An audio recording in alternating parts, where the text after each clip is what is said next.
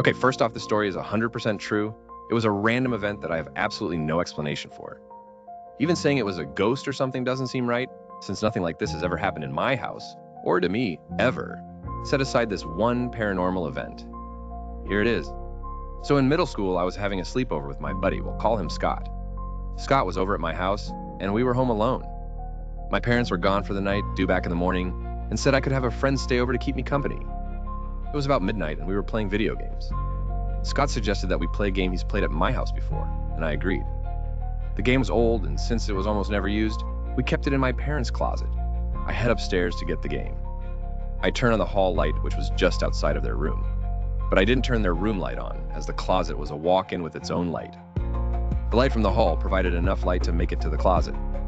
The closet door was a heavy sliding wooden door that weighed somewhere between 10 to 15 pounds, and it was halfway open. I walk up to it and grab the wooden slab of the door to push it the rest of the way open.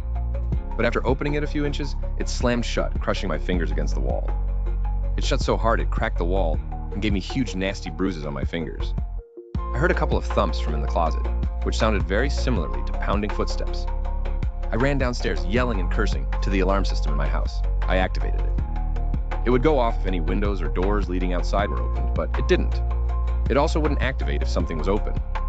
I told Scott what happened, and we grabbed 2 kitchen knives and a flashlight, and decided to search the home without calling anyone, not even the police. We were brilliant kids at the time. It took us like an hour, but we searched every inch of the home silently. We heard nothing, and the alarm didn't go off. Nothing in the house was wrong either. This meant that no one had left the house since the incident. They would have had maybe 10 seconds to run to a window, force it open and close it, not to mention from the second floor. It would have been impossible. That meant the man who had slammed the door was still in the closet. Me and Scott were terrified. We went up to the closet door and yelled inside for the person to get the hell out, but there was no response, just silence. Finally, we threw open the door and shone our lights inside. Nothing. We searched and searched, but there was nothing, no one. Everything in the closet was in the exact same way it was a month before when I had to help pack up our Christmas decorations. We settled our nerves and went back to playing games.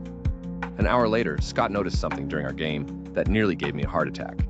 The only entrance to our attic was in that closet.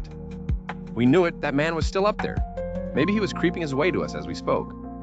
We grabbed our knives and flashlight and ran back upstairs, again without calling the police. Me and Scott stood under the door in the ceiling. We pulled down the collapsible stairs and mustered enough courage to investigate the attic. Nothing. There was nobody else in the entire house. No way for them to escape without us knowing. And still, that door slammed shut too hard